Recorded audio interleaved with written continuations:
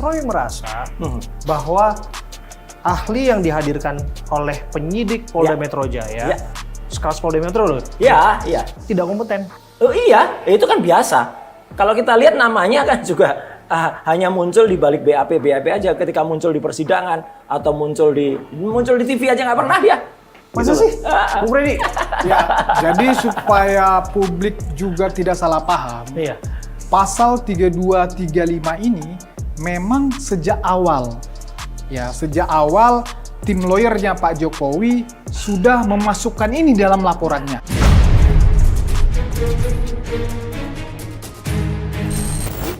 Nah, sejak awal. Kemudian dilakukan penyidikan itu yang saya sampaikan tadi. Setelah mendapat pendapat ahli, ternyata pasal yang dilaporkan ini memenuhi unsur manipulasi tadi.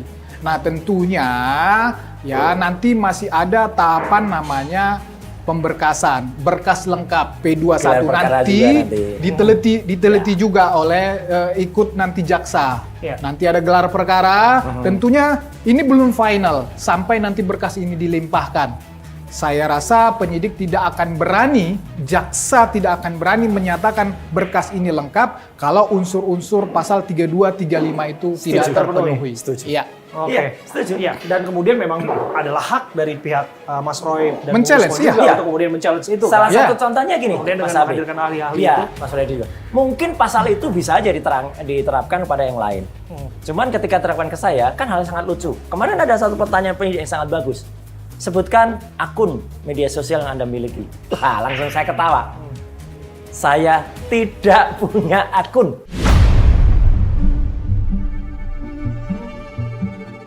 Apa yang salah dengan pertanyaan? Itu kan pertanyaan konfirmatif sifatnya.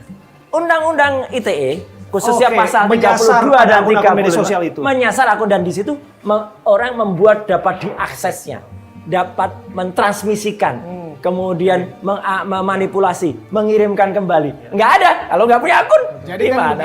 Kan orang lain yang punya akun. Masyarakat Indonesia, publik dengan gampang bisa melihat Mas Roy dan kawan-kawan di depan publik, di media-media, banyak sekali memang mungkin bukan akunnya sendiri. Nah, itu sudah. Bukan akunnya sendiri, tetapi diundang oleh akun-akun media ataupun media YouTube segala macam. Nah, di situ kan yang mempraktekkan itu. Nah, yang mempraktekkan perbuatan-perbuatan tanda kutip, kalau kan disangkakan manipulasi tadi, nah itulah yang menjadi laporan. Nah, kemudian medianya, Mas. Itu yang disetujui kalau oleh ada podcast, kemudian podcastnya diundang ditersangkakan, televisi diundang ditersangkakan, kan? Dan pertanyaan menarik, apakah Anda datang sendiri atau diundang? Ya jelas kan? Dan tidak ada niat saya untuk datang ketika saya diundang. Itu selesai. Bahwa andai kata kemudian itu disebarluaskan oleh media misalnya, media mainstream misalnya seperti kami, televisi. Ya itu kan menjadi produk jurnalistik. Tapi setahu saya sampai sekarang belum ada media yang menjadi tersangka. Bagus, harus. Iya. Saya juga sepakat bahwa dalam hal ini media punya peran memang menyampaikan informasi kepada publik, kepada masyarakat. Saya sepakat memang media tidak ada atau tidak boleh menjadi tersangka dalam kasus ini. Makanya yang tersangka Mas Roy.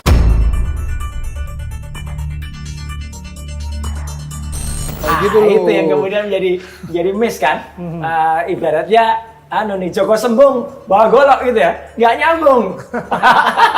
Oke, biar nyambung lagi kita main lagi ya. Oke, sekarang Mas Freddy. Mas Freddy. Pasti masuk ya, insya Allah. Angka 4. Ya. Bung Freddy, sebutkan 4 figur yang menurut Anda patut bertanggung jawab terhadap kegusaran yang ada di media sosial mengenai dugaan ijazah palsu Pak Jokowi. Sejak awal saya juga itu diperiksa sebagai saksi pelapor. Khususnya sebetulnya untuk tiga orang. Siapa saja? Ya, Mas Roy. Mas Roy jelas. Ya, kemudian Rismon, kemudian Tifa. Oke. Di dalam keterangan-keterangan saya hanya mengetahui yang 3 ini. Oke. Itu sebetulnya. Kalau mau dipaksakan jadi 4 itu kan yang dikatakan di dalam kloter yang pertama itu adalah TPUA yang di Mabes sebetulnya. Nah, di situ ada beberapa termasuk misalnya Fadilah, yang terus-terus Mas Roy sampaikan misalnya Bang Egi, kan begitu. Tapi angka 4 itu bagi sebagian kalangan angka keramat ya. Angka keramat kalau menurut teman-teman dari seberang itu angka mati itu. Enggak lah, saya nggak sepakat. Sial menuju Saya ini 4. kelahirannya bulan 4 April. Wih. Sampai sekarang Berarti- saya masih semangat Berarti khusus aja. tuh Bang Freddy 4-nya nggak sial berarti. 4 itu kursi, 4 pilar. Iya, 4 pilar. Oke. Ya, Bung Roy sekarang. Oke. Bung Roy. Mau ambil angka berapa, Bung Roy? Nah, angka Kalau- ke-7. kalau- kalau bisa. Dia membidik angka 7. Angka ke-7 masuk. Iya. Angka ke-7. Iya. Yang dibidik oleh Bung Roy Suryo. Iya. Kok angka 7 ini menjadi angka yang ngeri-ngeri sedap bagi saya nih? Iya, Karena harusnya. kok kita diingatkan oleh Presiden ke-7 Republik Nah, itu. Indonesia. Gitu. Harusnya yang ijazahnya 99,9% palsu yang masuk. Ada sependapat dengan itu. Ya nyatanya laporan di Mabes tentang ijazah palsu ini kan sudah gagal, tidak terbukti sehingga penyelidikan dihentikan. Nah kemudian Pak Jokowi melapor, makanya angka 11 tadi masuk. Nah, Menpora yang ke-11 yang masuk ini. Yang pertama angka 11 yang masuk. Iya. Kemudian yang berikutnya angka 7. Angka 7 yang masuk. Karena itu udah terbukti kemarin dalam sidang di Majelis KIP. Terlihat jelas lah udah ada KPUD Surakarta ternyata memusnahkan, Jakarta Polda DKI, Polda Metro juga ternyata yang disita ijazah sarjana muda, ya banyak lah. Mengenai angka 7 tadi, Ya, di tanggal itu Mas Roy bisa tidur tenang nggak? usaha nggak ada masalah. Tersangka sih nggak masalah, cuman tersangka. Ya, ada yang terpidana saja, sudah terpidana 6 tahun yang lalu aja sampai sekarang masih bisa menghina pengadilan, masih menghina hukum di Indonesia. Kami kan baru TSK. TSK itu masih bisa nanti dihentikan dengan SP3, masih bisa di pra-peradilan, masih bisa banyak yang lain. Tapi Kan. begini Mas Roy, Iya. jangan-jangan arah masuknya itu yang dianggap itu adalah masuk ke persidangan, masuk ke ruang pengadilan, Nah itu. di mana segala sesuatunya itu dibuktikan kepada publik secara transparan, secara akuntabel. Siapa yang benar, siapa yang salah. Kok iya hari-hari ini justru kok bukan ke arah sana? Gimana menurut Bung Freddy? Saya termasuk orang yang sepakat kasus ini sampai ke persidangan. Ya? Kenapa? Karena memang di dalam proses persidangan inilah kedua belah pihak, ya khususnya terlapor, tersangka atau terdakwa nanti kalau sudah sampai di persidangan bisa ya semaksimal mungkin melakukan pembelaan bahwa benar-benar unsur tindak pidana yang disangkakan atau didakwaan kepada dia itu tidak terbukti. Jadi di sini nanti Mas Roy dan kawan-kawan sebebas-bebasnya bisa membuktikan dirinya bukan pelaku tindak pidana, itu yang pertama. Kemudian tentunya jaksa sebagai penuntut umum yang mendakwa juga pasti akan berjuang semaksimal mungkin termasuk menunjukkan ijazah asli itu ke depan pengadilan. Di hadapan pengadilan nanti ada termasuk ke Mas Roy, ke pembelanya, dan di hakim. Nah, disitulah akan ada nanti putusan yang memberikan kepastian hukum Ini dan masalahnya, keadilan Mas bagi Adi. para pihak. Karena masalahnya kasus yang diajukan Jokowi itu adalah fitnah dan pencemaran nama baik. Jadi bukan soal pembuktian ijazah. Makanya statement dari Prof. Jimli Asidiki, statement dari Prof. Mahfud, bahkan statement dari Prof. Kamarudin Hidayat ya Dewan Pers, statement dari mantan Kabar Eskrim Pak Susno, Pak Ugraseno dan kawan-kawan itu menyatakan kalau ini perkaranya harusnya ijazahnya itu dibuktikan dulu. Dan ini saya melihat sudah mulai ada nih yang spill terakhir kan itu mulai menampilkan ijazah yang katanya asli hasil scan. Lucunya ijazah hasil scan yang ditampilkan tuh akhirnya alhamdulillah saya juga udah dapat filenya ya, file hasil scan itu tidak ada watermarknya, tidak ada embossnya, fotonya juga berada di atas cap.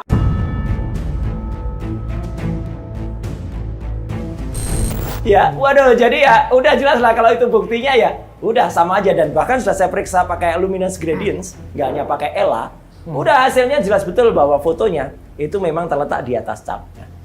Ya, itu tadi profesor-profesor itu kan bukan profesor ahli pidana ya. Saya juga bingung nih, Pak Susno yang mantan Kabar Eskrim.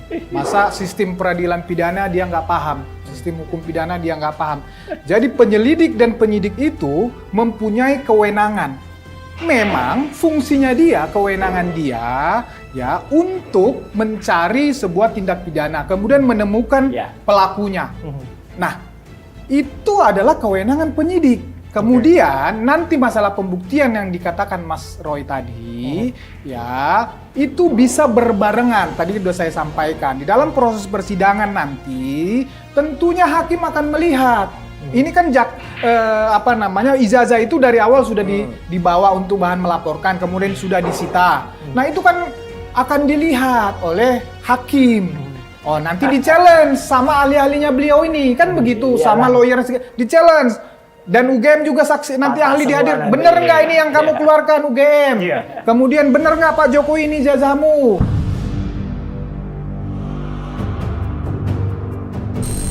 Benar. Atau nanti ini ahli, ini bener nggak ini? Di kertas ini bener nggak ini? Kan begitu. Ini bener nggak ini produk analog segala macam lah. Nah, itu akan ketahuan di persidangan. Jadi pembuktiannya itu bisa bersamaan di persidangan, bukan kayak logika kedua profesor tadi. Nggak benar logikanya itu.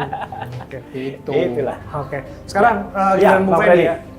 Bung Roy, Rismond, Dr. Tifa, dan lain-lain menjadi tersangka. Apa yang ada di benak Anda? Potong tumpeng katanya, teman-teman.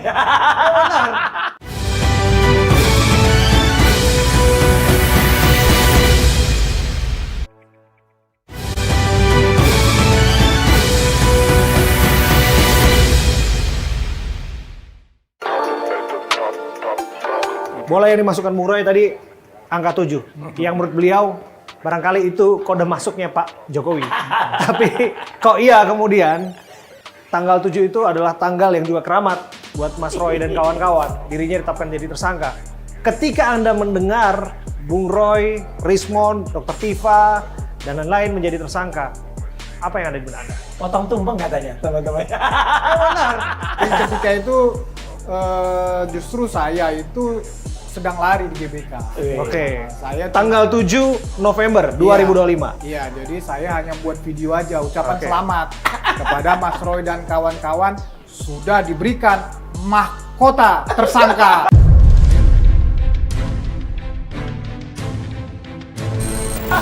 Akhirnya apa yang mereka impikan itu mereka dapatkan. Gitu loh. Ya mungkin karena mereka saking semangatnya menghina Presiden ke-7 ini. Jadi diberikanlah pada tanggal itu penetapan mereka sebagai tersangka. Selamat Mas Roy, semangat. Iya. Dan perasaan itu sampai sekarang masih sama atau justru berubah ketika kemudian melihat upaya perlawanan yang dilakukan oleh kubu Mas Roy?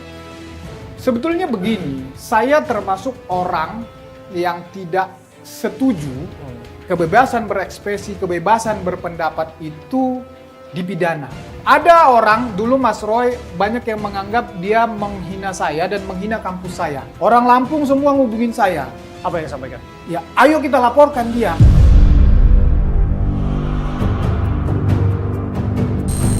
Roy, saya bilang bukan. Saya bukan posisi orang yang mau melaporkan di dalam, apalagi dalam perdebatan. Nah, tapi hadir sebagai saksi pelapor. Tetapi permasalahannya di Mas Roy ini adalah dari awal sudah diingatkan, sudah dikasih tahu, tapi terus. Dan coba bayangin publik kita sekarang, ya begitu hebohnya hampir setahun ini hanya karena Mas Roy dan kawan-kawan. Kalau kita kan fungsinya kan hanya menanggapi, menjawab narasi kan begitu. Iya, kausa primanya itu karena ada seseorang yang tidak tahu diri, ya sudah pernah menjabat lama dan dia pejabat publik sesuai dengan Undang-Undang Keterbukaan Informasi Publik Nomor 14 Tahun 2008, khususnya di pasal 8 ayat 2, kebetulan saya juga yang ikut buat. Itu tidak mau menunjukkan ijazahnya. Itu ada, dan ijazah itu bukan termasuk yang dikecualikan. Tapi khusus yang soal, dulu ada satu diskusi saya di salah satu TV ya dengan Bang Freddy ini. Kemudian ada seseorang yang kemudian memprovokasi. Ya saya tahu tuh seorang YouTuber dari Cebogor memprovokasi kawan saya dulu itu sebenarnya ikut membantu saya itu lawyer ya. Tapi ya mungkin karena saking provokasinya ya teman saya itu, kawan saya akhirnya wafat malah. Bung Roy, belum lama ini kan disampaikan Ketua Komisi Percepatan Reformasi Ya. Polri bahwa ada peluang untuk mediasi. Nah, kok saya melihat ini jangan-jangan menjadi solusi. Perkara ini tidak harus dilanjutkan ke persidangan, saya menghormati, kemudian Mas. juga Ya. prakteknya tidak harus ada yang dipenjarakan, Ya. tidak harus ada yang dipermasalahkan lagi, tidak harus ada kegaduhan lagi. Anda Ya. melihat itu bisa Gini, jadi solusi? Saya sangat mengapresiasi, menghormati Prof. Jimli dan kawan-kawan. Tapi saya juga menghormati pendapat dan arahan dari kuasa hukum saya. Jadi biarkan kami melakukan pembicaraan hal itu. Tapi prinsipnya adalah sebenarnya masalah ijazah 99% sudah selesai bagi saya. Karena udah terbit bukunya. Udah clear, bukunya jelas tuh ilmiah, dan kalau mau menyanggah buku itu, melawan buku itu, lawanlah dengan buku juga ilmiah. Jangan buku dilawan dengan hukum.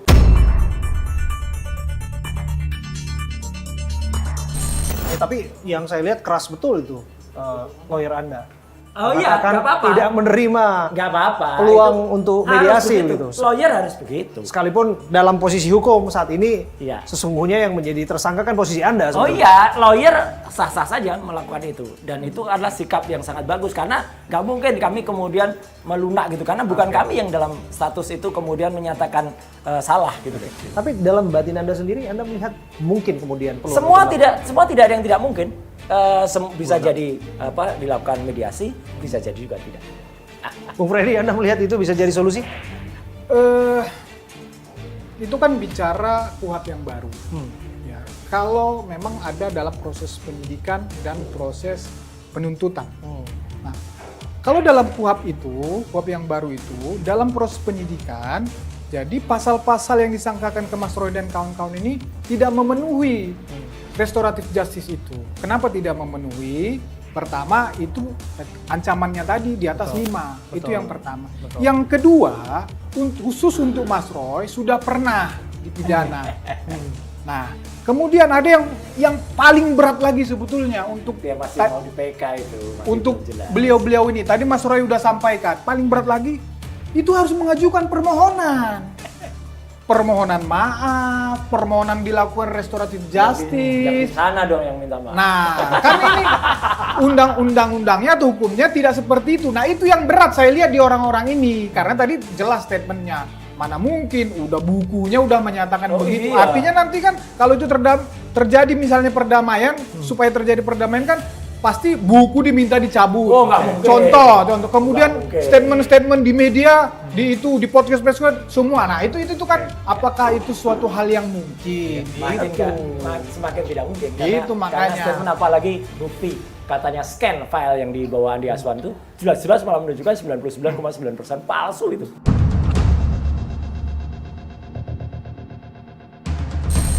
Jelas banget. Tapi bukannya dari awal kemudian kubu Pak Jokowi menolak untuk berdamai? Menolak untuk dilakukan mediasi? Sebetulnya statement itu saya pernah juga ngobrol, tanya tidak pernah ada seperti itu, tapi adalah yang narasi yang disampaikan kita sudah mencoba mengingatkan dari awal, tapi terus sehingga dilaporkan. Nah, kalau konsep restoratif justice tadi itu kan pemulihan hak-hak korban tidak melalui jalur pidana, jalur hukum. Nah, ya di sini kan korbannya Pak Jokowi.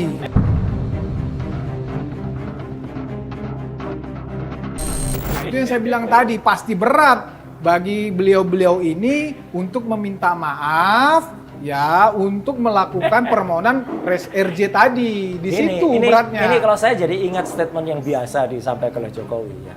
Itu katanya tadi sudah, tapi udah selalu mengatakan sudah tapi belum.